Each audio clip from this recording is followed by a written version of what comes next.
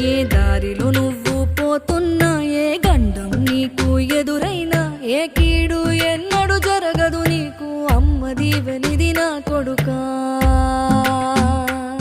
ఈ దిక్కులు నీతో కదిలేను, ఆ చుక్కలి దిష్టి తీసేను, ఏ గాలి ధూళి సోకదు నిన్ను, అమ్మ దీవెనిది నా కొడుకా.